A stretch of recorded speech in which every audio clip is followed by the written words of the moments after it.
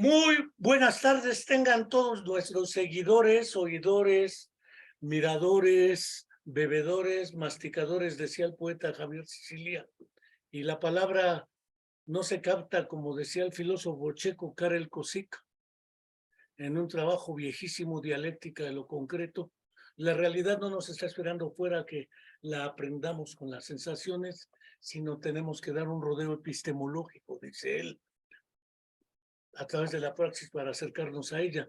Por eso el poeta Sicilia decía que la palabra no es nada más escuchar y ya. Hay que organizar, interpretar, reinterpretar, masticar, regurgitarla como si fuéramos rumiantes, para poder reinterpretar una serie de sucesos.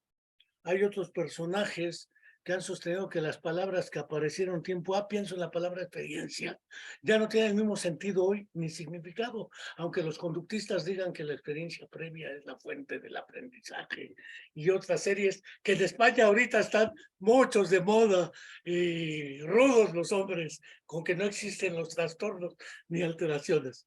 Ya nos tocará invitarlos o participar con ellos para esos debates. No quiero comenzar, sin embargo, antes de presentar a nuestro joven, digo joven porque guardando las proporciones, como hace 8 días tuvimos a Jesús Ramírez Bermúdez y a la doctora Ivonne Flores Medina, otros dos jovenazos. He tenido también al doctor Jordi Peña, que es vieja guardia en esas lides, Aldo Ferreres de Argentina, Antonio Puente de la APA, Juan Carlos Arango, que es otro jovenazo, aunque anda en otras ligas, en otras líderes. Quisiera recordar, como cada semana hago, después de un marchononón que hubo, no se olvide que todas las marchas que se hacen desde los gobiernos tampoco son desfiles. Recuérdese al doctor Salvador Allende en Chile, que con la Unidad Popular siendo presidente tuvo varias marchas de respaldo. No comparo a Salvador Allende con Andrés Manuel López Obrador, nada, señalo el hecho.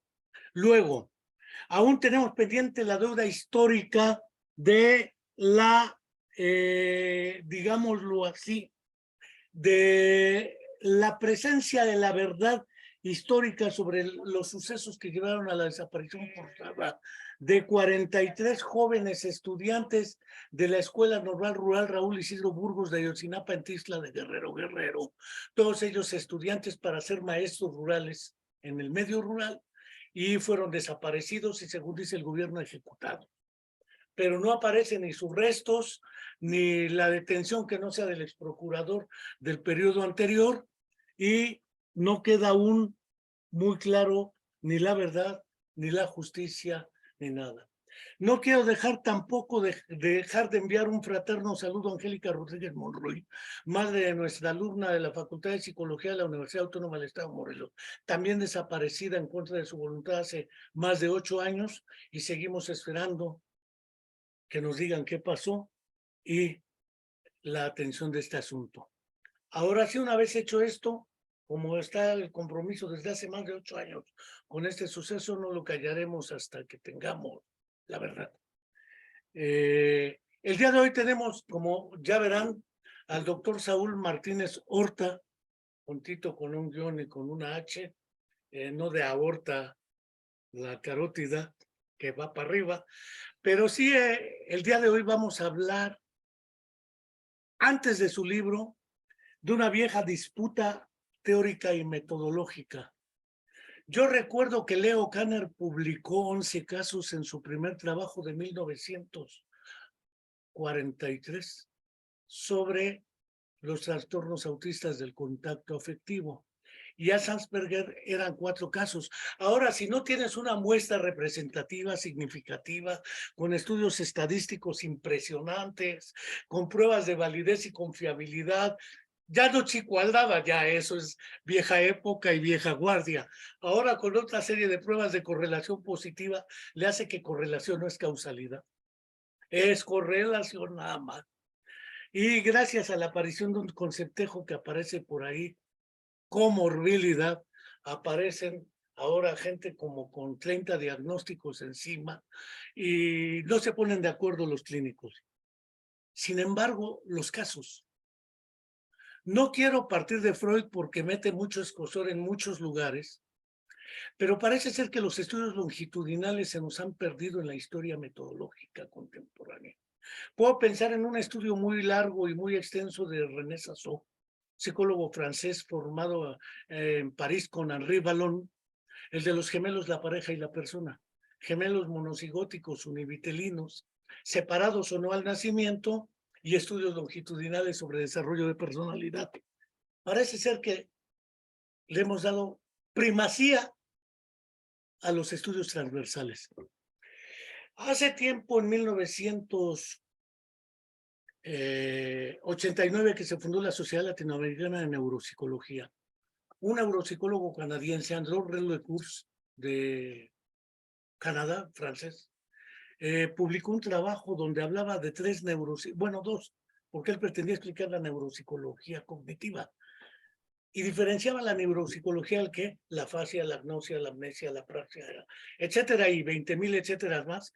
Decía Oliver Sacks, para cada alteración tenemos un término con prefijo a o dis, y decía que hay otra neuropsicología, la neuropsicología del cómo. Pero desde que hubimos leído El hombre con su mundo destrozado, La mente del mnemónico, Lenguaje y desarrollo intelectual en el niño también de Luria y Judovich, desde que hemos leído a personajes como Oliver Sacks, Antonio Damasio y en El error de Descartes, el caso. A veces el caso dice que no es representativo de nada. Y cuando este neuropsicólogo André Rolecours hablaba diferenciar la neuropsicología del qué del cómo, tengo la impresión de que olvidó algo que ustedes, y desde Luria está claro, es la neuropsicología del quién. Pienso en Pedro, un primer personaje que aparece en el libro. Además, son personajes ya muy añosos, de más de 70 años, con los que empieza el libro. Por desgracia no ha llegado a México, entonces lo que he podido leer ha sido por obra y gracia tuya y tu Twitter, que ahí presentas casos y casos y casos. Y el doctor que tuvimos hace 8 días, Jesús Ramírez Bermúdez, también presenta casos y casos y casos. Y en la neuropsicología parece que el quién queda olvidado. Entonces, en los reportes de investigación se pone sujeto albino masculino, no, pues puede ser hasta una cucaracha, una rata, una vaca o lo que sea. No hay un quién. Y entonces es cuando aparece, dice Jesús Ramírez Bermúdez, la narrativa, el personaje, el contexto. ¿Qué trascendencia tiene? Porque además inicias tu libro diciendo, bueno, yo me hice como buen estudiante, y cuando llegué a la verdad verdadera, la realidad, me di cuenta que no sabía un carajo. No lo dijiste así. Allá el término es más hostia. Me agarraste a hostiazos y demás. Pero, joder, el problema es que la realidad del quién, en su entorno, una rehabilitación basada en la comunidad, orientada hacia la familia, es impensable sin quién y su entorno. Entonces, hablar de los estudios de caso creo que merece la pena como buen principio. Y dos, naturalmente, el libro. ¿Por qué un libro de casos y no teóricos? Algunos le ponen el título pomposo de neurología con casos. Pero los casos no dejan de ser casos y aquí son personajes, no casos. Cierro mi boquita, si no, ¿para qué te invito, doctor? Muchas gracias. Sé que ya estás como a las 7:10 de la tarde allá en Barcelona. Joder, y aquí nos entretendremos un rato. Te dejo la palabra, si no, ¿para qué te No, invito? es un inmenso placer, de verdad. Y estoy absolutamente de acuerdo y además ahora pues, te contaré una anécdota que acaba de suceder hace 10 minutos justo cuando venía para acá, pero los casos son todo. O sea, el caso lo es todo. Hay una frase que me salió una vez espontáneamente, que la repito constantemente: el mejor manual de neuropsicología que existe se llama Pacientes. Y cada caso, cada personaje, cada historia ilustra una fenomenología única, una forma de expresar la patología que es única.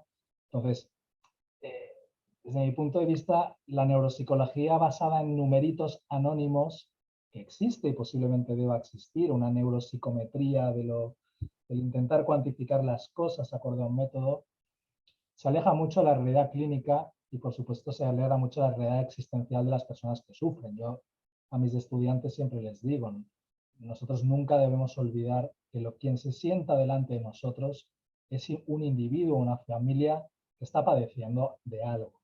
Y solo a través de la comprensión de esas particularidades únicas y de la escucha, etcétera, vamos a poder profundizar en eso.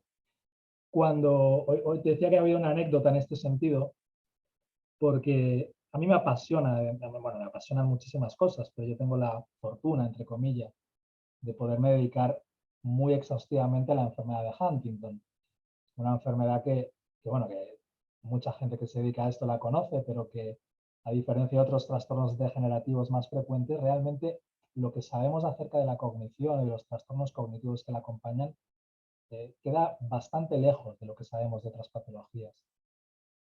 Recientemente publicamos un trabajo en la línea que comentabas, ¿no? Muchos numeritos, mucha estadística, intentando plasmar algo que es una realidad clínica evidente, y es que las trayectorias del deterioro cognitivo en esta enfermedad genéticamente determinada, incluso cuando la genética es la misma, incluso cuando la edad es la misma, incluso cuando el nivel educativo es el mismo, las trayectorias del deterioro son completamente distintas. Hay como distintos endofenotipos cognitivos de la enfermedad. Es algo que para alguien que hace clínica es muy evidente en el día a día.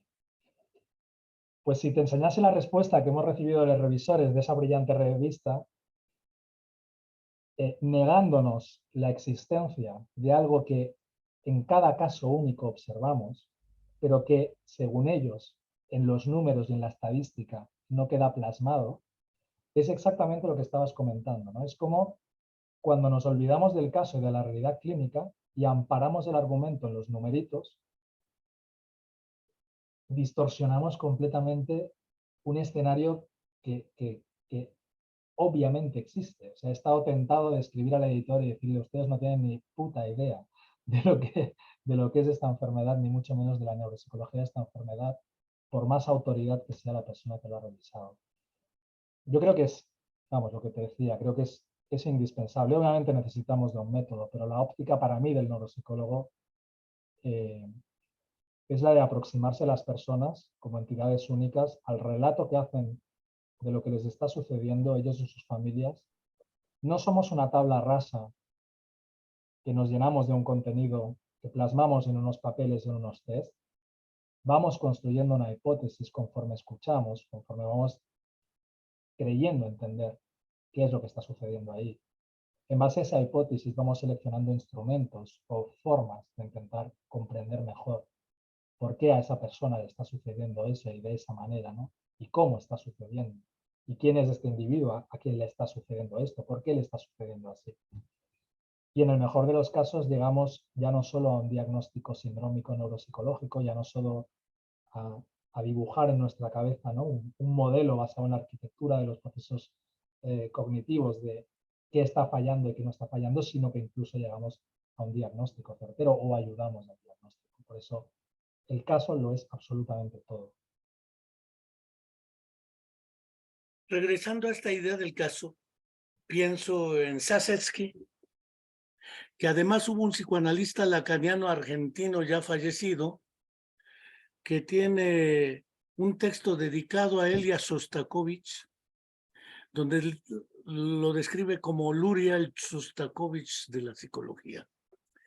Y él dice que en realidad bajo las condiciones en que se hallaba, Sasetsky, lo mismo que Shereshevsky, el de la mente del mnemónico, eran casos inventados para poder, mediante un mecanismo de defensa muy elaborado, poder manejar la circunstancia. Vamos, hasta un personaje dentro del psicoanálisis niega la existencia del personaje. Yo recuerdo cuando era más joven de lo que somos ahora, hace ya más de 60 años, viví internado 10 años en un hospital con muchachos, entre otros, con parálisis cerebral infantil en esa época, llamada parálisis cerebral infantil, que Phelps creo que nada latinó algo, que era infantil, porque ni era parálisis ni del cerebro, pero bueno, dejémoslo ahí. Pero tenían una anartria siguiendo el modelo clásico de Pierre Marie, entre las disartrias y las afasias, quedan incapaces de hablar. Y en todas las pruebas les diagnosticaban deficiencia mental porque salían cero en escala verbal. Y como eran espásticos y atetóxicos, pues salían cero en escala de ejecución. Cubos de Core, rompecabezas, Bender, ya no digo una figura compleja de Rey. Y resulta que de alguna manera nos comunicábamos entre nosotros. Y nos dimos cuenta que abriendo y cerrando los ojos podría decir que sí o que no. Y después se inventó un alfabeto con movimientos oculares en una tabla. La inventaron unos colegas de la Universidad Nacional. Y nos dimos cuenta que los incomprendedores éramos los psicólogos y los neuropsicólogos, porque negábamos la existencia de algo obvio, pero estadísticamente no se podía probar, porque ¿cuántos casos tienes que hagan que esto sea significativo y representativo de una muestra al azar, aleatoria, etcétera, y que además a la hora de la interpretación de los datos, pues pasa lo que pasa, ¿no? Te dicen lisa y llanamente que no es publicable. Pero luego publican cada artículo, hubo un personaje que se burló de ellos. Les publicó uno sobre la inexistencia de la gravedad, que era una construcción sociocultural. Citó con todos los criterios Zappa y se lo publicaron. Y después les mandó una carta diciendo, ya ven, publican puras babosadas. Porque eso que publiqué es para demostrar que sus criterios son discutibles. Pero ese es un asunto, ¿no? El de las famosas comunidades científicas y los Sí, criterios totalmente. de evidenciar que lo Sí, que planteas es científico. y las modas que rigen la ciencia en determinados momentos. Y luego, ¿a quién se considera líderes de opinión cuando existen conflictos de intereses? O sea, lamentablemente, aunque yo soy también un privilegiado desde el punto de vista de la capacidad científica que tenemos de generar publicaciones y de hacer investigación, soy muy consciente de que la contribución que hacemos a día de hoy mayoritariamente al conocimiento es nula. Es decir, recuerdo a Andrew Lees, que es un neurólogo británico muy comprometido con la enfermedad de Parkinson y trastornos del movimiento, en la última Movement Disorder Society Meeting, no la última, creo que hace un par de años, dijo, bueno, otra vez aquí estamos dispuestos a escuchar toda una serie de estudios que van a contribuir absolutamente nada al desarrollo o la mejora clínica de nuestros pacientes, y al conocimiento de estas enfermedades. Y es así, es así. Entonces, aceptamos jugar a ese juego conforme nos lo articulan desde arriba, cuál es el juego.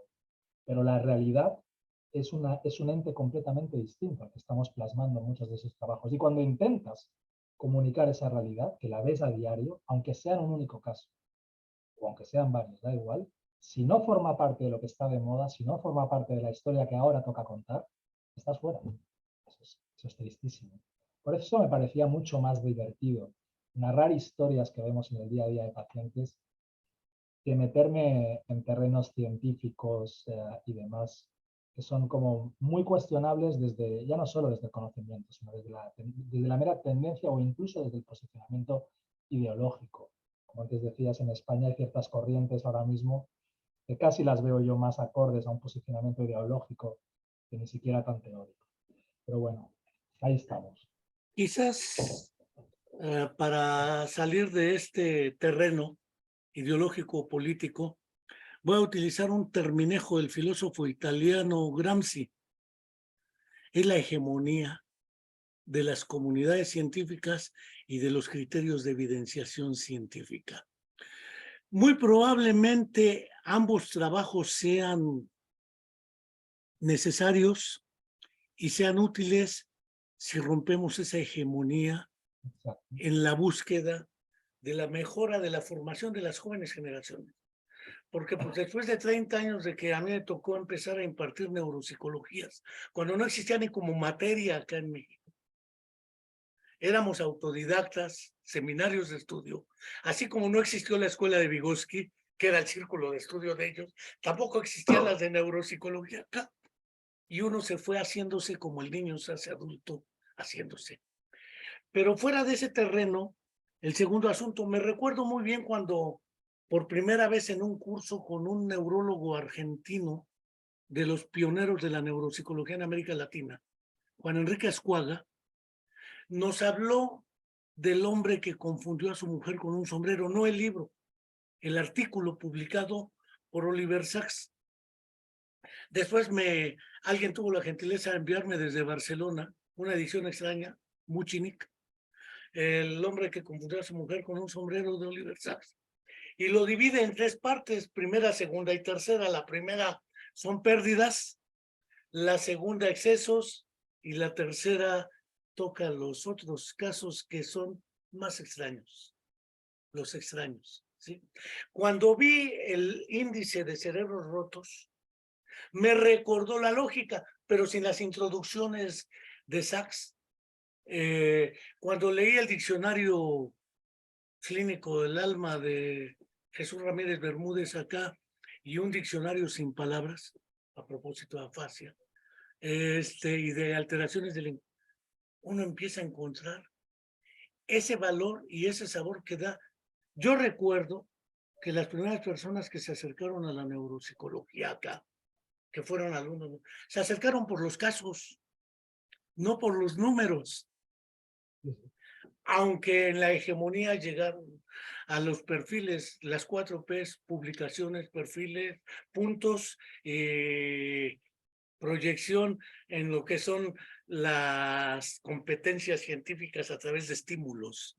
Y pues ni modo, hay que entrarle. A mí no me tocó, por fortuna, no le entré jamás. Pero cuando empiezo con cerebros rotos, porque para la edad que tienes me imagino que andas cuarenteando, más o menos, Justo ahí. y que deberás llevar unos 15 años en práctica clínica, me imagino. Ese libro es una síntesis no de trabajos pensados, voy a hacer el libro, sino de 15 años de vida y experiencia y amor a algo que se hace. ¿Por qué el título Cerebros Rotos? Porque me acordé de un libro en edición cubana, también está en ruso, de Zeigarnik, que se llama Introducción a la Patopsicología. Allá todo lo ponían al revés porque el orden de los sentidos sí altera el producto. Sí, es decir, decían psiconeurología, no neuropsicología. El orden de los factores sí altera el producto. No es lo mismo psico que neuro. Ahora a todo le agregas neuro y científico Sí, y sí, ya absolutamente. No, estamos. pero mira, el título Cerebros Rotos, si tengo que serte sincero y lo voy a ser, porque siempre lo soy patológicamente sincero, eso acarrea consecuencias muchas veces, no lo elegí yo. Yo había optado por otro título, Son los mucho más, editores. un título, digamos, más acorde a la sensación, muy en línea de lo primero que escribo en la introducción, desde esa concepción de las personas que padecen estos problemas y de los problemas per se, como si fuesen siluetas difíciles de reconocer para quien no se aproxima a ellas. Mi primera propuesta de título era precisamente Siluetas a contraluz, que era mi forma de entender este matiz de lo extraño, con lo que te aproximas a algo que cuesta comprenderlo cuando no lo sabes, y que paralelamente era el aspecto que tenía la primera persona con la que yo me toqué cuando empecé con esto de la neuropsicología y que me enseñó que no tenía ni puta idea de neuropsicología, ¿no? Pero, como bien has deducido, a los editores, y yo reconozco que sé un poquito de neuropsicología, pero no tengo ni idea de marketing, les pareció más adecuado utilizar otra terminología y yo, que confío plenamente en ellos, eh, abandoné ese título y opté por este. Es cierto que yo le puedo encontrar peros al título, es evidente, pero insisto, es una estrategia de la editorial, ellos mandan. No, y además, cuando recordaba este trabajo de Zeigarnik, tiene un capítulo después de dar fundamentos de patopsicología y un poco de historia y demás, divide un capítulo en 2. Desarrollo y disolución de la psique tras el daño cerebral o la enfermedad psiquiátrica. No es lo mismo el niño que tiene el daño al nacer que el adulto que pierde algo que sí tenía. Absolutamente. Y esto implica que entonces el cerebro no se rompe. Exacto. Y que el psiquismo tampoco se disuelve, aunque el título a la hora de la traducción al castellano que usaron en Cuba, que muchos de ellos sí sabían ruso, no yo, tradujeron el término como desarrollo y disolución de la psique. A veces Luria tampoco utilizaba pérdida. Disolución les pareció un poco más cercano a, pero fuera del título, que es irrelevante, es un asunto de marketing, es cierto. Además la portada azul y todo ese eje, no nos ha llegado porque es una editorial muy extraña. Las editoriales catalanas nos han costado trabajo, Muchin, Arán, etcétera. Y debo decirte que leo hasta el catalán a veces. Debo decir que la editorial es madrileña, creo. ¡Ah, joder! Fíjate, pues no nos ha llegado acá todavía y esperemos que después ya veamos dónde se consigue. Pero empiezas con un caso, curiosamente, con Parkinson masculino.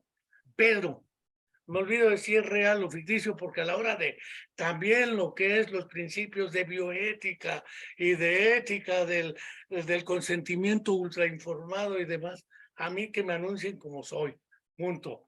Pero en efecto, el personaje que muestras está frente a ti para enseñarte también, no solo para, porque a lo mejor él ya ni espera nada de ti. Al día siguiente de la consulta se le olvida y se le vuelve a olvidar y se le vuelve a olvidar. Y eso es nada más memoria. No pensemos lo demás. Identidad personal. Que en el marinero perdido Oliversal la trata porque el paciente dice, pues sí, tiene una amnesia global, retrógrada y anterógrada, y pues ¿qué se hace? Pero a la hora de ir a la iglesia se comporta como si él no dejara de ser el creyente que ha sido y sigue siendo. Cierro mi boca. Pedro, la mujer que sigue, y tus casos, además los que presentas en tus super hilos en tu Twitter. Debo decir que algunos de los casos que publico, todos los casos son reales, absolutamente. Obviamente, por cuestiones de consentimiento y demás, transformo elementos críticos cuando no me dan el consentimiento explícito de contar lo que me apetezca. Obviamente los nombres los he modificado, pero hay todos los casos son como tal. Y muchos de los casos que publico en Twitter los escribo cuando salgo de la consulta, me gusta andar por Barcelona hasta mi casa y los escribo con el teléfono. O sea, son casos que acabo de ver en ese instante. De hecho, el próximo que hoy no he tenido tiempo, pero hoy quería colgar una demencia con cuerpos de Lewy, con un cuadro de alucinaciones de una complejidad, casi te diría poética, porque es fascinante lo que le sucede a esa mujer. Y la vi anteayer y lo escribí mientras iba para casa. Pedro es un caso que a mí me llamó muchísimo la atención. Yo le había visto ya un par de veces. Era evidente que no era una enfermedad de Parkinson, era evidente que era un parkinsonismo. El tiempo nos dio la razón. El cuadro de desintegración cognitiva, Psicomotriz también. claro, era la foto que nos estaba ilustrando era bastante obvia cuando conoces varios de estos cuadros en contexto de los parkinsonismos atípicos, pero eso realmente era lo de menos, o sea, el peso no estaba en el diagnóstico. Yo hablo del diagnóstico porque es parte de la narrativa y del intento que haces de transmitir a la gente.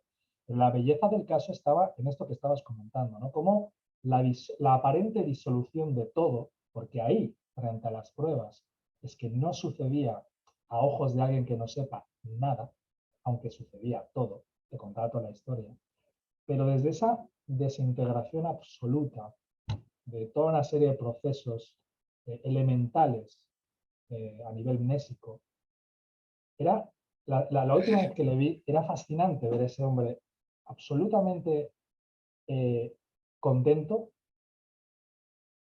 porque había conocido a la mujer de su vida y le estaba pidiendo matrimonio a la mujer de su vida. Una persona que no sabía ni cómo se llamaba, una persona de la que a los pocos minutos posiblemente ya no sería capaz de integrar el qué, el cómo o el por qué, ¿no? Pero algo dentro de ese individuo ya pues, profundamente deteriorado, sabía perfecto que esa persona era la mujer de su vida. Es cuando yo le pregunto, ¿no? Pero ¿cómo le pides matrimonio a esta persona que ni siquiera sabes quién es, ni cómo se llama, ni de qué la conoces? Porque es la mujer de tu vida. Esa mujer había cuidado de Pedro, había estado con Pedro antes, durante y hasta el final. O sea, obvio que era la mujer de su vida, ¿no? Pero la forma con que esa persona, que prácticamente era incapaz de expresarse, que era imposible que pudiese escribir, que era un cuadro de una tipicidad y de una complejidad brutal, hostia, me acuerdo perfectamente, o sea, me impactó de una manera. De hecho, me aguanté las ganas de llorar, porque me pareció de una belleza brutal, ¿no? Es Y poético. es poético. Y Pedro falleció al poco tiempo. Y luego era poético la interpretación que hacía la mujer cuando me contaba esto, ¿no? Decía, bueno, yo ya me he resignado a que ya perdí a esa persona. Descubrió que llevarle a escuchar boleros le devolvía en algunos instantes una expresión y un estado que a ella le sonaba de hacía mucho tiempo, y eso a ella le generaba un cierto confort, verle a él aparentemente conectado con todo eso. Y fue en ese contexto de recuperar, pues, algunas emociones posiblemente muy elementales al exponerle a esos estímulos, ¿no? Que él elaboró toda esta idea de me he enamorado de esta persona. Y eso para la mujer, desde el duelo de haberle perdido, también era extremadamente poético y significativo, y le daba un sentido al proceso que estaba sucediendo. Eso para mí era mm, lo más notable del caso. Todo lo demás ya estaba. El psiquiatra que te comento, Jesús Ramírez Bermúdez, Sí, recientemente publicó su libro La melancolía creativa, es el que presentamos hace 8 días. Y él habla de los dos planos del reconocimiento, esa melancolía que te impele, que te licita a crear, y pone muchos ejemplos. Pero plantea el del propio clínico, cómo recuperar esa melancolía en su propia narrativa. Y mm. cuando he leído los casos que he leído que presentas en tus teles, son larguísimos, pero interesantísimos, interesantísimos. Digo larguísimos porque estamos acostumbrados a leer creo que 340 caracteres Sí, sí. por speech, y parece un shot nada más, un shot, un shot, un shot, pero a 30 shots acabas embriagándote y diciendo, valió la pena, valió la pena. Y en verdad que uno va encontrando algo que olvidamos en esa positivización de la psicología, el humanismo original y el carácter humanista de la neuropsicología, la psiquiatría, neuropsiquiatría, lo que gustemos, porque de otra manera hemos disuelto nuestro objeto de trabajo Totalmente. y de interés. Sí, totalmente. Es algo que estoy 1000% de acuerdo. Y voy a una reflexión simple desde distintos planos, ¿no? Alguna vez me han preguntado y nos preguntan, em, ¿cómo llevas o cómo te haces fuerte para lidiar con las enfermedades o las situaciones que os tocan, ¿no? Yo siempre digo, es que nunca he pretendido hacerme fuerte o invulnerable a todo eso. O sea, creo que el instante en que alguien que trabaja con el sufrimiento ajeno deje de sentir y deje de concebir al otro que padece con esta aproximación enteramente humana del problema, con una parcela de conocimiento con la que utilizamos nosotros, se ha perdido o no ha entendido su trabajo. Lo que te decía al principio, yo, toda la gente que viene a rotar con nosotros o conmigo en algún momento les digo, tú te vas a sentar delante de alguien que lo que va a suceder aquí es su mayor de los problemas. Nuestro objetivo último, para mí, con independencia de lo que trascienda de la exploración, es que esa persona salga con una sonrisa, que esa persona salga entendiendo o dándole un cierto sentido. No hablo de esperanza ni de romantizar las enfermedades, ni muchísimo menos, pero salga de ahí con algo que le pueda dar una utilidad. Si no vemos nuestro trabajo, cualquiera que se dedique, perdón, a interactuar con seres humanos, yo creo que si no lo entiende así, se ha confundido el trabajo completamente. Por eso siempre insisto también, cuando se generan debates en torno al qué y al cómo de la neuropsicología, basada en pruebas, basada en semiología, basada en lo cualitativo, en lo cuantitativo, yo digo, sí, basada en lo que tú quieras, pero comprendiendo desde el principio que lo que tienes delante es un individuo, una persona con nombres y apellidos, con una historia personal, etcétera. Lo que vas a utilizar es un método para comprender y para poner nombres y etiquetas a una serie de fenómenos. Si nos perdemos de esto no hemos entendido absolutamente nada. Y a mí, cuando yo puse el subtítulo de los casos que me enseñaron a vivir, eso es estrictamente así. Exponerte al sufrimiento del otro y entenderlo, para mí es una lección de vida brutal. O sea, no hablo de normalizar, hablo de hacernos conscientes de una realidad que negamos constantemente, que tiene que ver con nuestra vulnerabilidad como seres humanos, con la inmensa posibilidad de que nos sucedan cosas, con la poca trascendencia que le damos a nuestra existencia en muchas ocasiones hasta que no sucede algo grave. Y exponerte a estos escenarios es una lección, vamos, que me parece impresionante. Has utilizado un término técnico que recuerdo cuando se publicó un libro en Ediciones El Ateneo. Bueno, cito de memoria porque parece que tengo memoria patológica para títulos editoriales y ediciones, no para el contenido. El libro se llama Semiología del Sistema Nervioso, Sí. de Osvaldo Fustinoni, una edición de Buenos Aires, Argentina. Y lo que siempre me sorprendió es ese término de la semiología, que desde Humberto Eco, por ejemplo, Adam Schaff y otros le han entrado desde el lado lingüístico, cultural y demás. Y naturalmente quizá fue mi primera aproximación al lenguaje. ¿Cómo le hacemos para entender? Pero hablar de semiología implica hablar de que tu función no es especular, como las neuronas F4, 5 del grupo de Italia. No copias lo que está frente a ti. Hay una distancia entre lo que narras y lo que está frente a ti, porque además lo que está frente a ti es en dimensión temporal.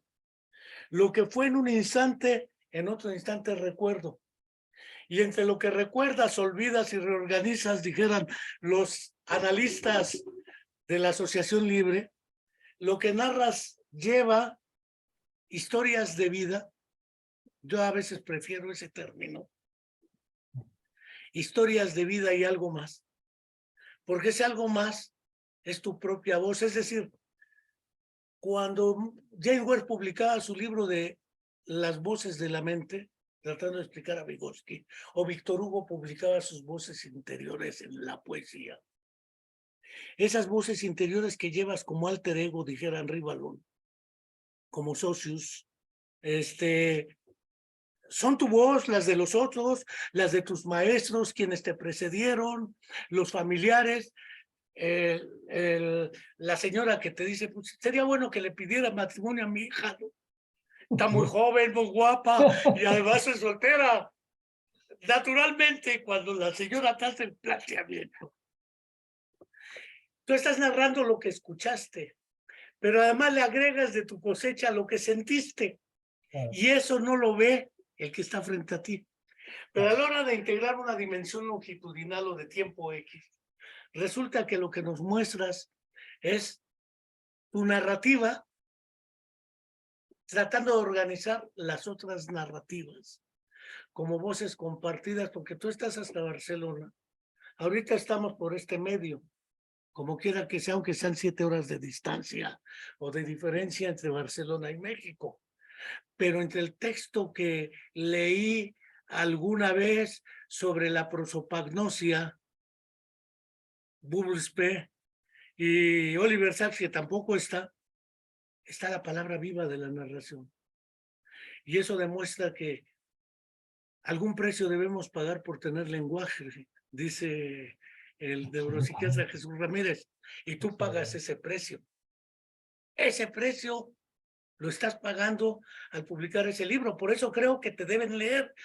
Ya después vemos cómo le hacemos para que te lean, porque yo, gracias a tu generosidad y la tecnología, puedo tener un adelanto del trabajo, pero no solamente son esos 2 casos, son más casos.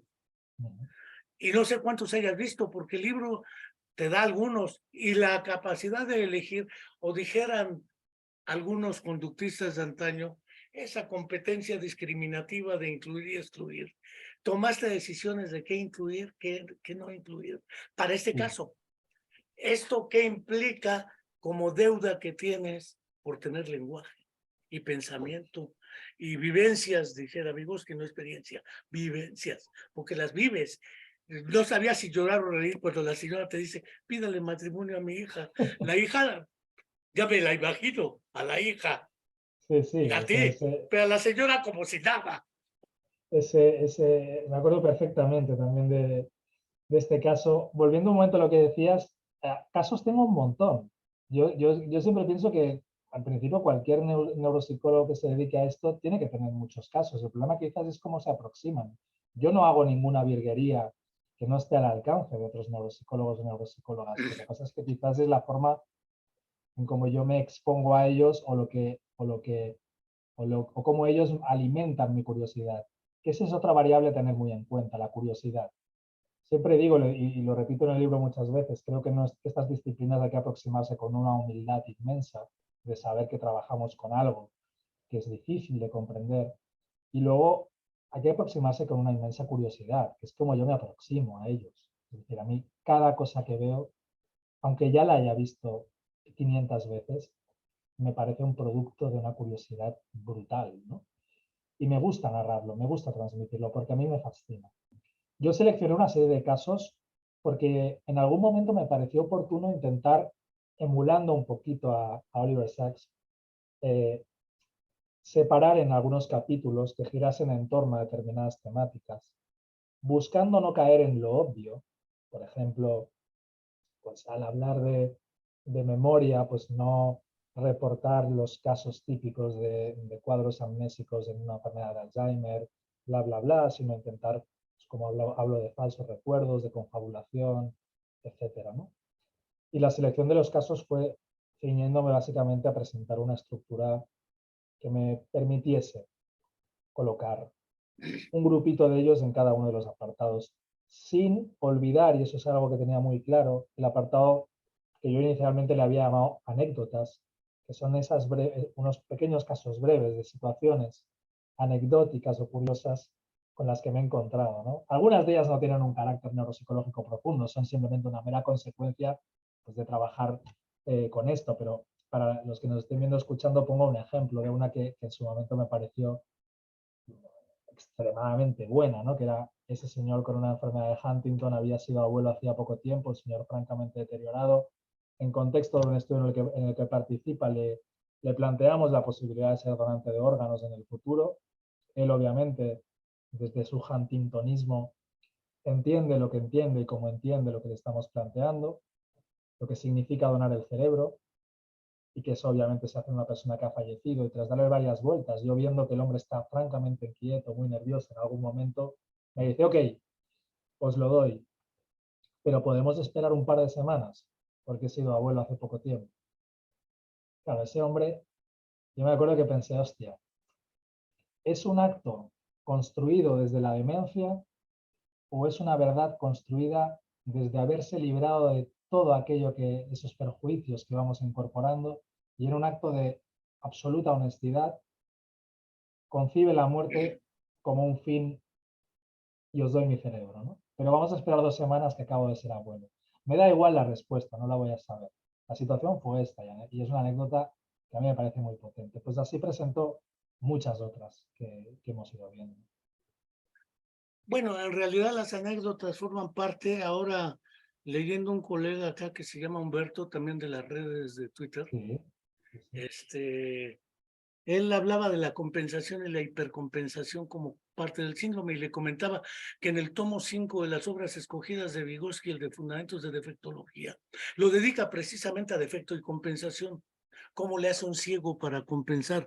Ya no digamos un sordiciego congénito para construir una imagen del mundo en su cabeza cuando no hay información visual y auditiva de origen. Y pienso la inversa, Johnny empuñó su fusil, se queda ciego, sordo, mudo y paralítico por pérdida de extremidades, visión, audición y todo, y se queda al puro tacto pasivo, pero con un cerebro íntegro. Tampoco somos lo que es el cerebro, aunque algunos en la falacia meriológica reduzcan todo al cerebro, cosa que celebro. No lo somos. No somos puro cerebro. Y eso es para gozarlo como algo a celebrar. Pero en el fondo, yo recuerdo una señora que una vez acudió conmigo porque tenía 2 hijos, uno después de otro, con un parálisis cerebral espástico atetóxica, y me dijo así a rajatabla, pues mire, ya no quiero verlos. Le digo, pues sáquese los ojos.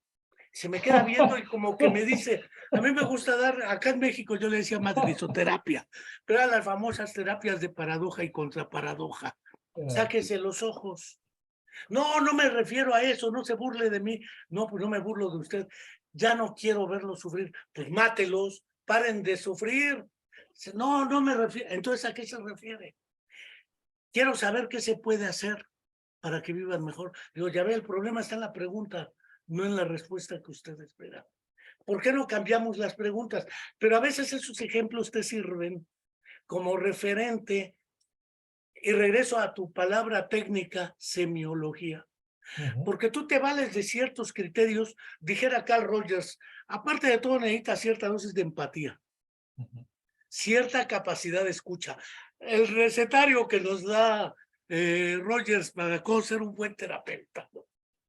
Pues eso tiene que ser el clínico, porque también me preguntaban, bueno, en el orden va primero el diagnóstico y luego la intervención, y yo le decía, ¿y quién te ha dicho que la intervención no es el diagnóstico? O la inversa, que hacer un diagnóstico no es una manera de empezar a intervenir, porque Absolutamente. además después tienes que ir cambiando tus hipótesis diagnósticas. Si el propósito no es que el paciente cambie y deje de ser tu paciente lo más pronto posible, ¿qué sentido tiene la terapia? Si no ganas en autonomía y libertad para ese contexto, ¿sí? El problema está en esos ejemplos. Por eso el libro me parece, y los TLs y demás, yo recomiendo que te sigan en Twitter, porque no te pasas peleándote con muchos, que si el Mundial, que No, si no, Qatar, que por qué Barcelona no tiene un equipo de fútbol, y si nada, la nada. República de Gales, que por qué el País Vasco no tiene su selección y Gales, sí. Bueno, estas discusiones se dan Es- ahí. Por Esas eso te cosas sigo, por los no, casos. no me generan tanta curiosidad de todos esos otros temas. Pero sí, en torno a la semiología, el otro día, hace pocas semanas fue la reunión de la Sociedad Española de Neurología y coincidí con Jordi Gich, que es un experto neuropsicólogo muy focalizado en esclerosis múltiple. Y me acuerdo que estábamos hablando de las comunicaciones que se presentaban, de cómo está todo el tema de formación en neuropsicología en nuestro país, que es un boom, hay muchísimas ofertas pedagógicas, etcétera. Decíamos, lo que somos conscientes eh, es que se ha perdido esto. Es decir, el neuropsicólogo que vemos ahora muchas veces nacer solo tiene en cuenta una consecuencia de la estandarización de pruebas. Yo soy un gran defensor de la estandarización y del uso de pruebas, por supuesto, pero de saberlas utilizar en el contexto clínico. Entonces, lo que tienes delante es muchos, lo que yo llamo neuropsicometristas, personas que fundamentan el significado último de lo que tienen delante, sin observar, sin interpretar y estrictamente en base a unos numeritos que emanan de forma mágica de unas tablas, ¿no? Esa es una aproximación que es útil y necesaria, pero hay que saberla utilizar. Pero la semiología lo es todo, igual que los casos lo son todo, ¿no? Cuando tú no comprendes eh, el aspecto o los múltiples aspectos que pueda llegar a tener una manifestación sugestiva de hipofrontalidad, con independencia de lo que me digan unos números en unas pruebas, con independencia de cómo yo use el instrumento. Cuando tú sabes colocarte estas gafas de intentar atribuir significado, es donde ves esos sucesos que en sí mismos llevan implícitos un significado, ¿no? A través de la acción, a través de la conducta, a través de las palabras, etcétera, ahí están todos esos elementos. Claro, para mí la neuropsicología, la aproximación al paciente debe fundamentarse en esto. Y en algún momento en el transcurso del proceso incorporas estos elementos, vamos a llamarlos técnicos, metodológicos, métricos, que nos ayudan de alguna forma quizás a delinear o a estandarizar lo que estamos observando. Pero la semiología, a través de la observación de los gestos, de etcétera, además de que me parece que es lo más bonito, lo más bonito. Yo parafraseando a Juan Álvarez Carriles, que es un excelente neuropsicólogo en España, él decía que la neuropsicología es pura artesanía. Y estoy totalmente de acuerdo, ¿no? Es un trabajo que haces con las manos constantemente. Y eso no es algo que te lo dé las pruebas psicométricas o neuropsicométricas que tanto énfasis hacen, o con las que tanto énfasis se hacen ahora. Obviamente sin menospreciar, ni muchísimo menos, porque soy además usuario constante del inmenso trabajo, por ejemplo, realizado por Jordi Peña Casanova con el desarrollo del test de Barcelona y la estandarización de múltiples pruebas. Eso es una maravilla. Pero eso, administrar y corregir un test en base a puntuaciones escalares, como una vez dije, lo puede hacer un mono entrenado, lo puede hacer un ordenador. La neuropsicología no es eso.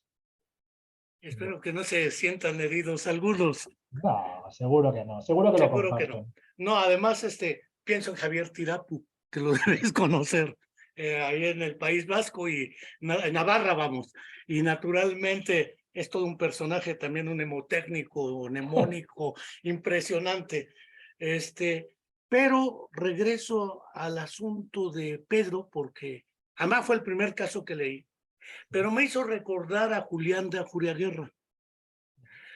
Él, como sabemos, huye de España a Ginebra en plena guerra civil española para embeleer y acaba de director ahí, funda la Asociación Psicoanalítica de Francia, se separa de Lacan se va a otro mundo y Ajuriaguerra se va a Neuropsicología del Desarrollo, la cátedra especial. Recuerdo muy bien que con él se formaron, entre otros, el doctor Miguel Krasoyevich de México, y él trabajaba con demenciación. Y fue el primer trabajo que leí con ellos del desarrollo, y utilizaron el término, en vez de regresión muy psicoanalítico, por retrogénesis. Y lo que habló del síndrome de desorganización psicomotriz en la demencia. Y empieza con una comparación casi similar entre Parkinson y demencia. Por eso me pareció de entrada el caso de Pedro de vuelta adelante, porque la gente se fintea. Y ellos decían, bueno, es que en la demencia también aparece un síndrome de desintegración psicomotriz que nadie ha pelado. La psicomotricidad es obra de los balonianos, de Ajuriaguerra, René Sassó y otros que no la han pelado. Es decir, dicho en buen español, no la han fumado, no le han hecho caso.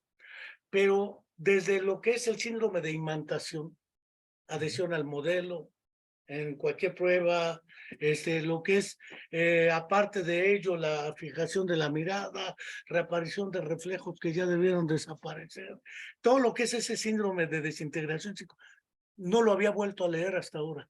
Y empiezas como empieza Sachs, perdón por la comparación, en El marinero perdido, síndrome de Korsakov, síndrome de Korsakov, cuando narra que le pone una imagen de National Geographic, arena, dunas y una palmera en medio. Es que yo provoqué eso. Y empieza a hablar. Exacto. Y dice, es que la gente está diciendo que está delirando y entonces el síndrome de Korsakov tiene amnesia y delirio. Por eso hablaba de psicólisis alcohólica de Korsakov. Pero dice Sachs, en realidad está fabulando. De ahí el término de fabulación se me adhirió, pero clara y nítidamente. No es lo mismo fabular que delirar o alucinar. Absolutamente. El paciente no está, pero ese es un problema de semiología. Sí. No es de dónde está la lesión, de si provoco un reflejo, una reacción, lo que sea. Es un problema de semiología y de criterios casi hermenéuticos, de hermeneuta, valga la analogía con los hermeneutas, pero ¿estás jugando acaso al hermeneuta? Sí, no, pero totalmente. Además, fíjate, has citado algo que obviamente conoces, pero que esto para la gente que nos escucha y demás, lo importante que es el haberse expuesto a este tipo de conocimiento. Yo comento un caso, creo que lo comento en el libro, de verdad es que ahora no me acuerdo, pero es un paciente con una encefalitis postherpética, con un cuadro de confabulación inmenso. Y precisamente una de las cosas que yo le hago en la consulta, porque mientras le observaba me acordaba de la narrativa de Oliver Sacks, pero yo no tenía ahí unas dunas y demás. Entonces, cuando yo le pedía en una tarea de fluencia verbal, yo me acuerdo que además lo tengo grabado esto, el vídeo lo tengo. Este hombre que se quedaba con un estado como... Yo cogía un bolígrafo con mi mano, entonces el hombre decía, pues un bolígrafo. ¿Y qué te apetece? Yo le preguntaba, ¿qué hiciste ayer? Tal. Si yo con el bolígrafo empezaba a dar golpecitos en la mesa, me decía, pues me voy a comprar una mesa, etcétera, ¿no? Claro, era brutal. Y de hecho me acuerdo la ilusión que me hizo tener un vídeo donde había conseguido provocar un fenómeno que en su día cuando lo leí de parte de Oliver Sacks me pareció tan curioso. En lo relativo a Pedro, el primer caso, es lo que dices, ¿no? Cuando yo vi entrar a Pedro, solo por el aspecto de la conducta motora, era ya, no voy a decir patognomónica, pero, Pero casi. pero casi. Es decir, tú veías a esa persona entrar, sentarse. En el instante en que yo cojo el bolígrafo, la imantación de la mirada, en cualquier gesto, una cierta ecopraxia que no era mantenida, pero que iba sucediendo. Unas conductas de utilización con objetos que yo, a mi modo, iba soltando encima de la mesa, ¿no? Todo esto. Y no habías empezado a explorar, no habías empezado a administrar ni una sola prueba, y el diagnóstico sindrómico o parte de él ya estaba hecho, ¿no? Pues esto es fundamental y esto es espectacular. Ojalá pudiese, que obviamente no se puede porque le da mucha complejidad, pero claro, a mí una cosa que me obsesiona, como me obsesionó a mí en su momento, cuando yo no sabía nada acerca de neuropsicología, es intentar transmitir esta fascinación que a mí me provoca, ¿no? Y he de decir que de prácticamente todos los casos que publico o que están en el libro, tengo vídeos de todas las cosas que van sucediendo, ¿no? Obviamente eso no se puede mostrar en un contexto público, sino en un contexto académico. Pero ahí está, es decir, yo cuando damos charlas a veces y lo muestras, es que no tienes que contar nada, se explica por sí mismo, ¿no? No lo sé. Y solo porque lo he citado, cuando digo esto que ya he dicho varias veces, la fascinación y la curiosidad, yo en el libro lo cuento, yo fui un estudiante lamentable en la escuela, yo fui un gamberro tremendo, y, pero tenía bastantes inquietudes. Soy hijo de un psicólogo muy vinculado al mundo del yoga, del hinduismo, de la filosofía oriental, con lo cual el tipo de debates que había en mi casa eran muy distintos a todo ello, pero muy ricos. Además, yo estudié en un colegio católico sin ser católico, simplemente porque estaba delante de mi casa. Con lo Ir a cual, España. con lo cual, entre la narrativa que yo escuchaba en mi casa, entre lo que yo sucedía en mi escuela, eso era una bomba dentro de mi cabeza que me generaba preguntas, pero no tenía respuestas. Y al margen de ello, yo era una catástrofe como estudiante. Y por pura casualidad, en algún momento de mi vida donde francamente estaba, no diré perdido, porque nunca me he perdido, pero era un adolescente rebelde, leí un caso clínico de neuropsicología. Y a través de ese caso, y no era Oliver Sacks, y a través de ese caso, me acuerdo que ese día entendí y dije, hostia, hay algo que sucede en el cerebro que no es el cerebro, que si es capaz de explicar esto tan brutal que acabas de leer, posiblemente pueda explicar muchas cosas muy particulares de la conducta humana, de una forma que a mí me parecía tremendamente atractiva y me obsesioné. O sea, en ese instante me obsesioné con esto. Yo creo que tendría 16 años. Pero obsesionar significa que me empecé a leer todo lo que existía sobre esto. Intenté descubrir cuál era la materia o cuál era el camino para acceder a dedicarte a ello. No sabía si era la biología, la medicina, la psicología, etcétera. Y fue una obsesión que lo ha sido hasta el día de hoy. Hasta el punto de que yo, además lo digo con mucha naturalidad, yo sigo siendo un desastre en el 90% de las cosas que me rodean en mi día a día, pero parece que en una pequeña parcelita que tiene que ver con todo este tema que tanta curiosidad, tanta me fascina, pues ahí me desenvuelvo medianamente bien, o al menos lo intento. Es curioso, pero pues Cataluña ya tenía una tradición, ¿no? Yo recuerdo que Absolutamente. gran parte de las traducciones de José Toro Trayero, de Jordi Peña, eh, puedo pensar, eh, me hice muy amigo algún tiempo de Clement Giné, me hice también muy amigo de César Col y Salvador, gente de España tuve muchos, he tenido muchos amigos, Ángel Rivier, Juan del Val, Mario Carretero, Nacho Pozo, el mismo Javier Tirapu, Arango, que es colombiano, pero pues, está ya. No, pero aquí en Cataluña, yo este año revisaba, este año era el centenario de Barraquer. Barraquer es uno de los... Luis Sí. Barraquer Entonces, Bordas. claro, yo trabajo en el hospital donde él fundó el que posiblemente fue el primer servicio neurología, aunque recibía otro nombre en ese momento. Y todo ese colectivo se aproximaron, hicieron algo que va más allá de aproximarse a la neuropsicología de la época, y de hecho fundaron la Claro, primera sociedad catalana de neuropsicología, y porque en ese momento era la sociedad española de neuropsicología, y se hicieron contribuciones brutales. Jordi Peña Casanova terminó también accediendo a todo ello, ¿no? Pero claro, yo desconocía mucho de esta historia, y estamos en un lugar que es historia misma de la neuropsicología, lo cual me parece fascinante, ¿no? Eh, y efectivamente hay una trayectoria en Barcelona, especialmente en España también, brutal en torno a la neuropsicología, que quizás es un tanto menos conocida que algunos de los clásicos, entre comillas, que conocemos de Latinoamérica. Creo que mucha gente asocia antes Ardila que lo que, por ejemplo, se fue nutriendo en este hospital, el Hospital de San Pau, en torno a la neuropsicología. Y es algo que también debo añadir que yo me lo tomo como una absoluta responsabilidad. Si yo trabajo aquí y esto ha sido cuna de neurología de la conducta y de neuropsicología contemporánea, tenemos que intentar hacerlo muy, muy bien. pues mira que como habrás visto, es más que una entrevista, una charla, Sí, pero me gustarían dos cosas más.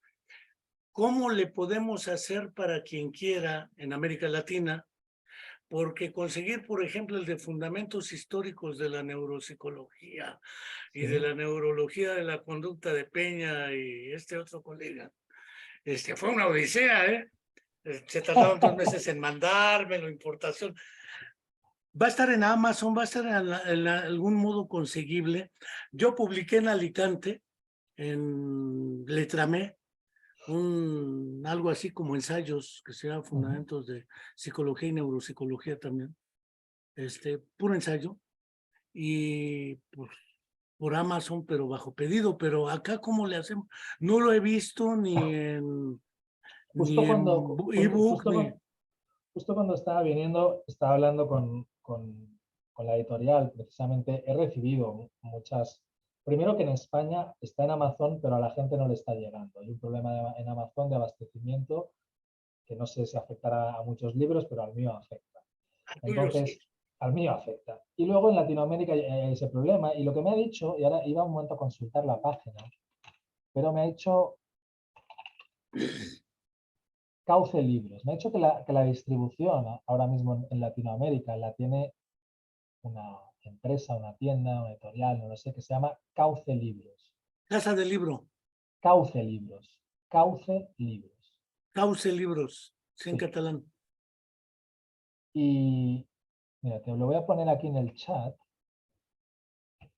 Entonces, ellos, lo que me ha dicho el editor, Cauce Libros, Sí, caucelibros.com. es que ellos son los que tienen la distribución y que la forma más fácil en Latinoamérica de conseguir el libro es contactando con ellos.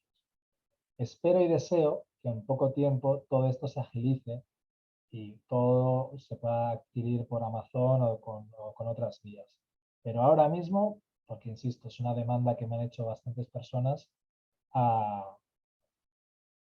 es la opción que me han recomendado. Lo que he hecho es compartir en pantalla el ¿Sí? HTTPS dos puntos diagonal diagonal cauce, como escribir cauce de lo que es un conducto, un cauce de libros.com diagonal, Exacto. y ahí lo pueden buscar.